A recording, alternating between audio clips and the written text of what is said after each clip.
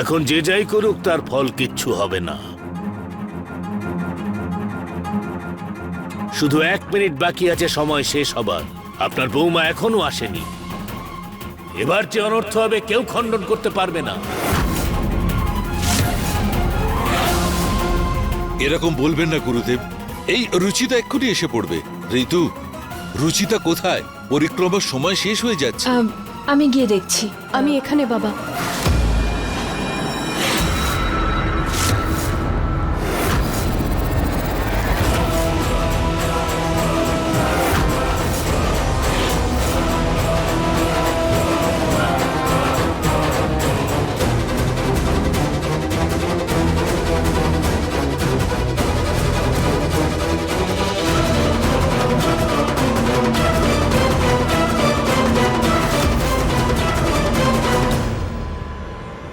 বাবা, গুরুদেব, আমার অনেক বড় ভুল হয়ে গেছে।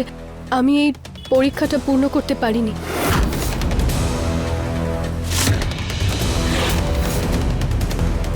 প্লিজ আমাকে ক্ষমা করে দেবেন, প্লিজ। একটা টাস্কের জন্য ওরা এতবার করে সরি বলার কোনো দরকারই নেই।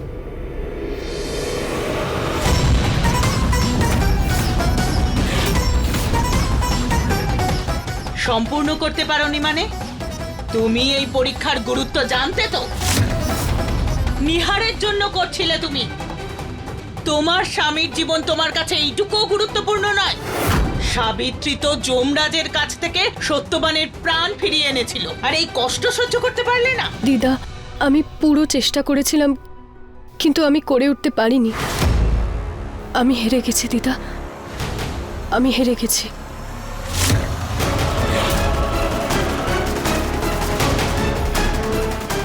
গুরুদেব, আপনি তো মহাজ্ঞানী, সর্বশ্রেষ্ঠ।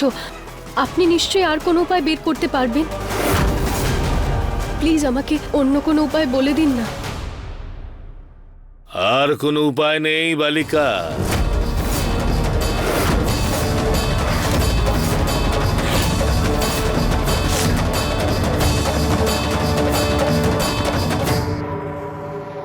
গুরুদেব, মহামৃত্যুঞ্জয় মন্ত্র জপ। আমার ঠাকুমা বলে যে সংকট হরণ করার জন্য এই মন্ত্র জপ করার থেকে বড় আর কিছুই হয় না। আমরা এটা তো করতেই পারি।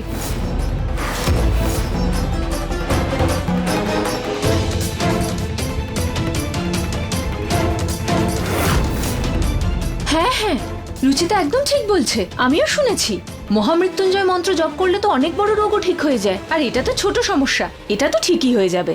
আপনি বরং জপ করুন। আরে আমি কোথায় ফেসে গেলাম? স্বস্তিক চিহ্ন তো বানাতে পারলাম না, এবার জব করব কি করে?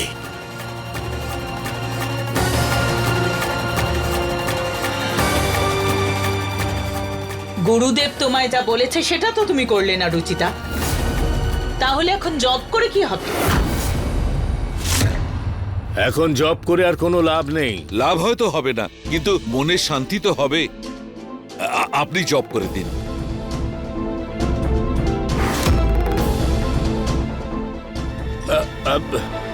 হ্যাঁ, সান্ত্বনা তো পাওয়া যাবে, কিন্তু হ্যাঁ, বাবাও তো বলছেন আমরা জবটা করেই নি না।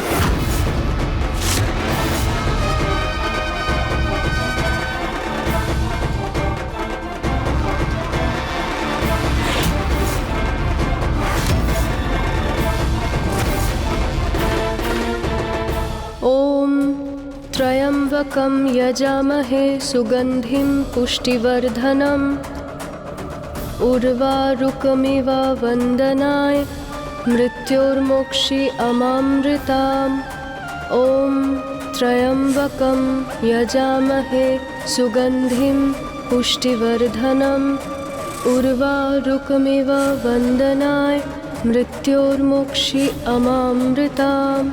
ओम त्र्यंबकं यजामहे सुगंधिं पुष्टिवर्धनम् उर्वारुकमिव वंदनाय मृत्योर्मोक्षि अमामृताम्। পণ্ডিত মশাই, আপনিও মন্ত্রোচ্চারণ করুন। চুপ করে আছেন কেন?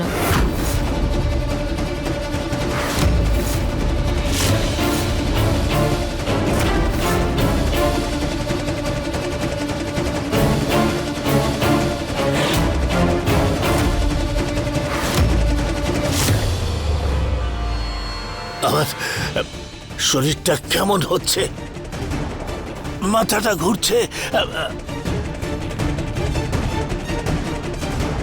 আরে কি হলো গুরুদেব? আপনার কি হলো? আপনি উঠুন, উঠুন, আসুন। একটু জল নিয়ে এসো, জল জল। ঠিক আছেন আপনি? এই নিন গুরুদেব, জল খেয়ে নিন।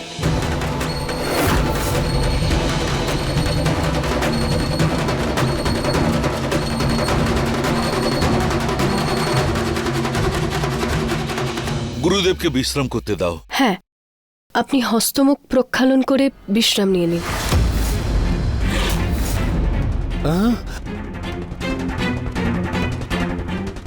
মানে নিজের হাত মুখ ধুয়ে বিশ্রাম করে নিন গুরুদেব। এটাই ভালো হবে। আপনি আসুন।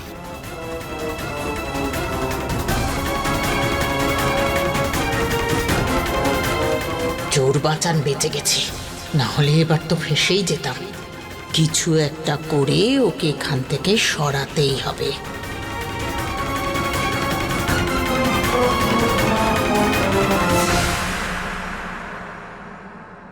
নরেশ, জব তপ তো ঠিকই আছে, কিন্তু পরীক্ষা তো অসম্পূর্ণ থেকে গেল। আমার মনে হয় তোর এই বিয়ের ব্যাপারে আবার একটু ভাবনা চিন্তা করা উচিত। নিহারের জীবনের প্রশ্ন এটা।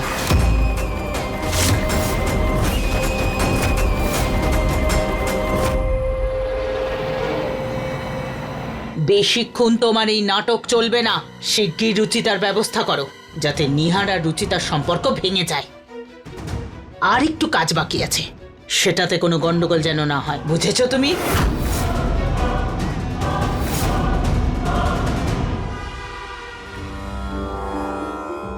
অজ্ঞান হওয়ার নাটক করে ঠকবাজটা এখন তো বেঁচে গেল, কিন্তু আছে তো এই বাড়িতে। এত সহজে আমি ওকে কিছুতেই যেতে দেব না।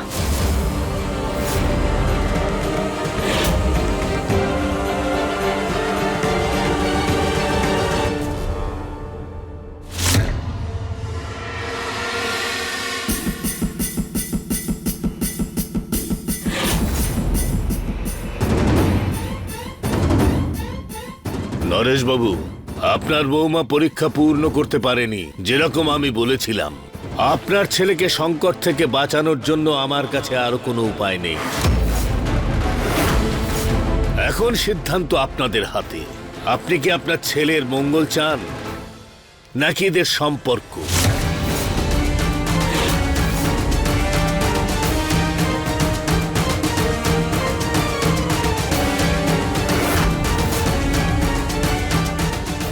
নরেশ, আমি বুঝতে পারছি তোর পক্ষে সিদ্ধান্ত নেওয়াটা খুব মুশকিল, কিন্তু নিতে তো হবেই বাবা।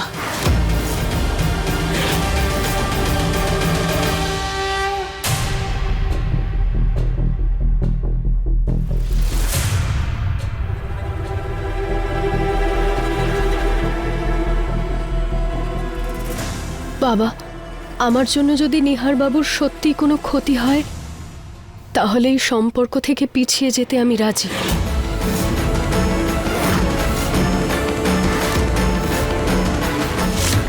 কারণ আমার জন্য নিহার বাবুর খুশি ওনার সঙ্গর থেকে অনেক বেশি দামি।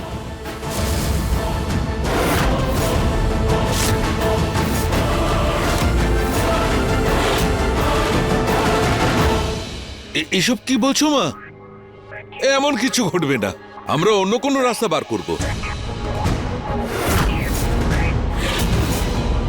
গুরুদেব, আর কোনো উপায়? নরেশ বাবু, আপনার বৌমা যে সিদ্ধান্ত নিয়েছে, এছাড়া আর কোনো উপায় নেই।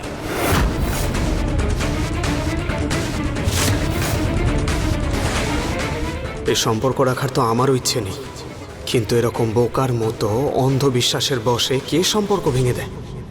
কিন্তু গুরুদেব, আমার একটা শর্ত আছে।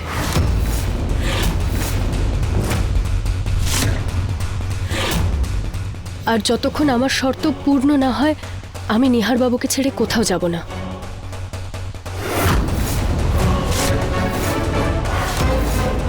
রুচিতা এ কেমন জেদ? মা, কি শর্ত মা? আমি গুরুদেবকে 3টে প্রশ্ন করতে চাই বাবা।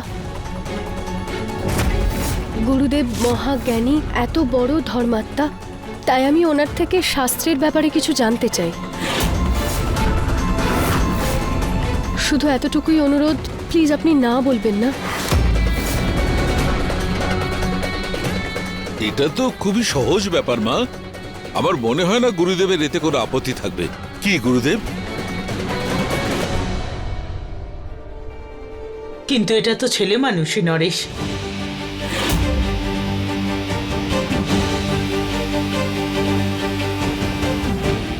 ইটস ওকে ঠাকুমা। গুরুদেবের কথা শুনে রুচিতা কত কিছু করলো। এখন গুরুদেব তো ওর 3টে প্রশ্নের উত্তর দিতেই পারেন। নিহার তো ঠিকই বলেছে পণ্ডিত মশাই। আপনি বলেছেন বলেই রুচিতা বাড়ি ছেড়ে যাচ্ছে, এত বড় ত্যাগ করছে, তাহলে ওর এইটুকু ইচ্ছা তো আপনি পূরণ করতেই পারেন। আমি তো ফেঁসে গেছি, ব্যাস আমায় বাঁচিয়ে নিও ভগবান।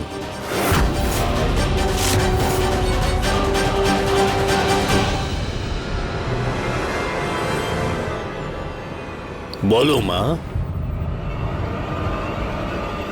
আমার প্রথম প্রশ্ন, ভগবান বিষ্ণুর কটা অবতার?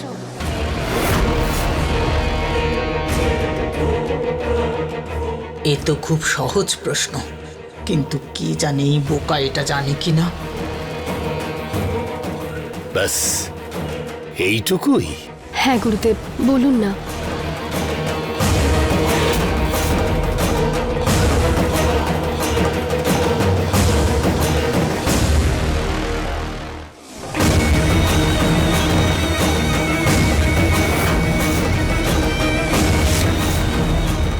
বলুন না গুরুদেব।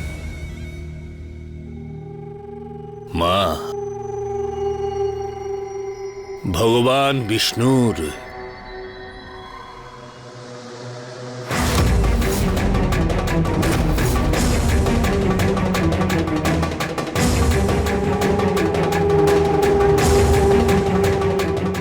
থ্যাংক ইউ গুরুদেব। আমার দ্বিতীয় প্রশ্ন নয়, বরং একটা কাজ আছে।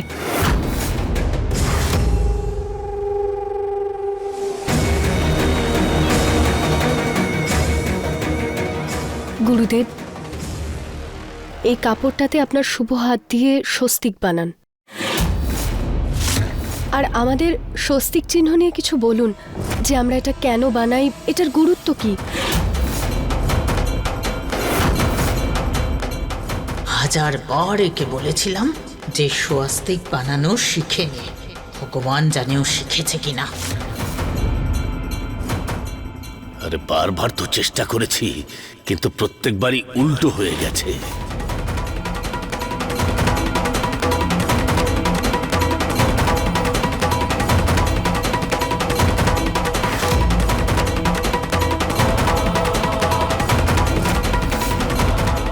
স্বস্তিক চিহ্নটা যদি বানিয়েও ফেলি, কিন্তু ওর ব্যাপারে বলবোটা কি?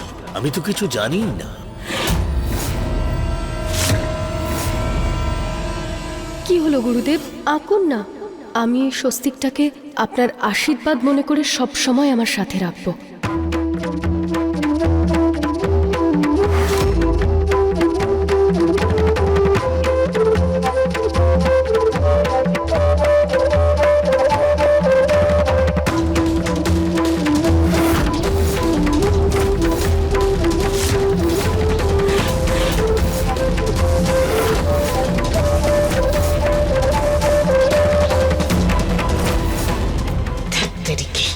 শুরুটাই ভুল করেছে, বাঁ হাতে করছে।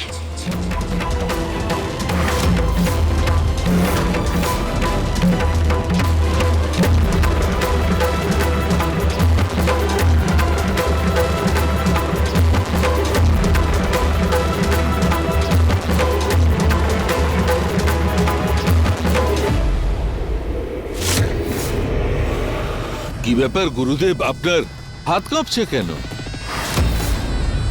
আপনার শরীর ঠিক আছে তো? একটু মাথাটা ঘুরছে, সেই জন্য। কিন্তু গুরুদেব, আপনি তো স্বস্তিক বানিয়ে বিশ্রাম নেবেন না? কারণ আপনি তো জানেনই স্বস্তিককে এরকম অর্ধসমাপ্ত রাখা যায় না।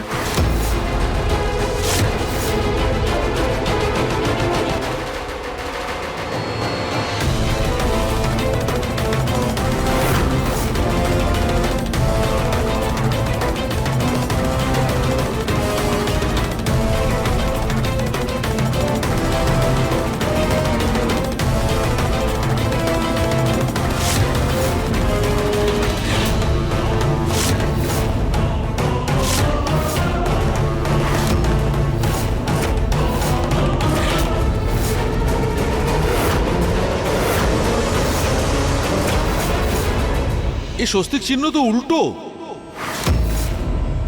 সর্বনাশ।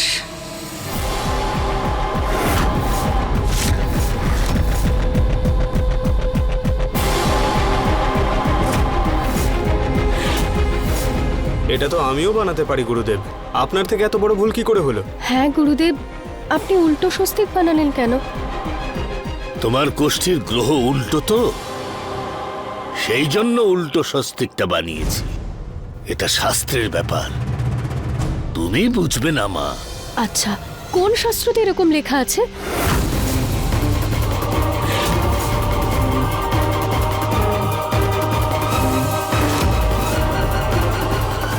থামুন এবার। আর কত মিথ্যে বলবেন?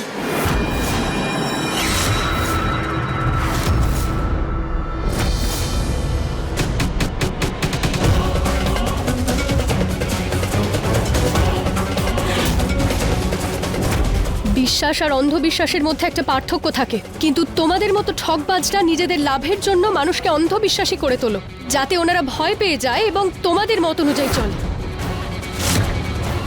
তোমাদের মতো লোকেদের লজ্জা হওয়া উচিত। মানুষের বিশ্বাস নিয়ে খেলা করো তোমরা। কি করছো কি তোমরা? তোমরা দুজন এইভাবে গুরুদেবের সাথে কি করে কথা বলতে পারো? কিন্তু এরকম ঠাকুমা, অপমান আমাকে আজ পর্যন্ত কেউ করেনি, আর এক মুহূর্ত আমি এখানে থাকবো না। আমি যাচ্ছি এখান থেকে। নিশ্চয়ই যাবেন, কিন্তু তার আগে আমার তৃতীয় প্রশ্নের উত্তরটা তো দিয়ে যাও। নিজের ডান হাতাটা ওপরে তোলো। তোলো। কি? তুমি বলতে কি চাইছো? পরিষ্কার বলো না। নিহার বাবু, সব বুঝতে পারবেন, আপনি প্লিজ ওনার স্লিপটা ওপরে করে দিন। ছাড়ো আমাকে, ছাড়ো, ছাড়ো, ছাড়ো, ছাড়ো।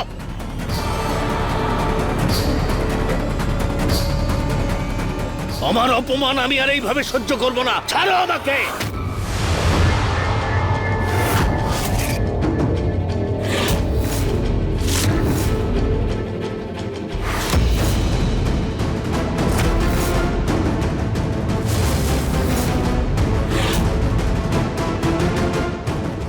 কিসের ট্যাটু এটা? দেখান সবাইকে। এটা ট্যাটু নয়, এটা একটা চিহ্ন। যেখান থেকে আমি বিদ্যা গ্রহণ করেছি, এটা সেইখানকার চিহ্ন। আচ্ছা, তাহলে আপনি আপনার বিদ্যা জাম্বোজেট সার্কাসের থেকে নিয়েছেন?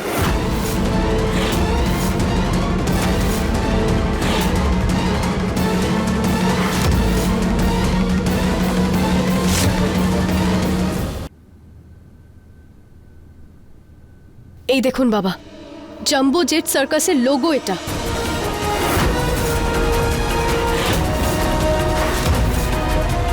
ছোটবেলায় আমি এতবার গেছি যে এখনো পর্যন্ত আমার লোগোটা মনে আছে। তাই আমি সার্কাসে ফোন করে জিজ্ঞেস করলাম, তারপর আমি জানতে পারলাম যে ওখানকার পার্মানেন্ট পারফর্মার্সদের হাতে এই ট্যাটুটা থাকে। তাহলে এই ট্যাটুটা আমাদের গুরুদেবের হাতে কিভাবে এলো? আমি বলছি, কারণ উনি কোনো গুরুদেব নন, উনি একজন ঠকবাজ, যিনি স্বস্তিক ঠিকভাবে বানাতে জানেন না, কিন্তু কুষ্টি মিলিয়ে এমন নাটক করছিলেন যেন ওনার থেকে বড় জ্ঞানী পৃথিবীতে আর হয়ই না।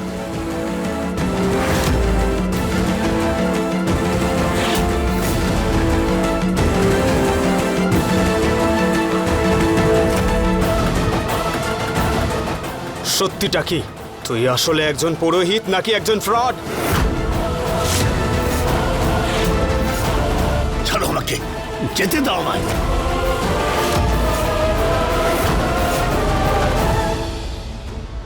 ছাড়ো। নিহার বাবু,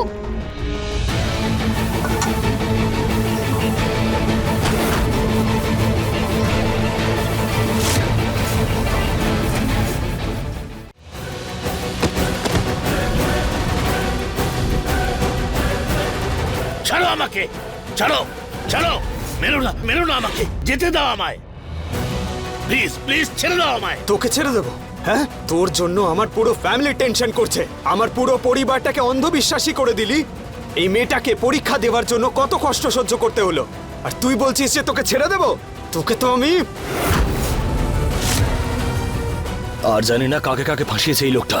নিহার, তুই একে ধরে রাখ, আমি এক্ষুনি পুলিশকে ফোন করছি। পুলিশ হলে কিন্তু ভালো হবে না, সবাই ফাঁসবে। আমি কাউকে ছাড়বো না, কাউকে নয়।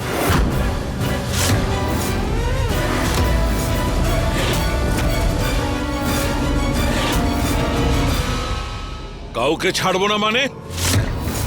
সত্যি কথা বলো, কি লুকোচ্ছ তুমি?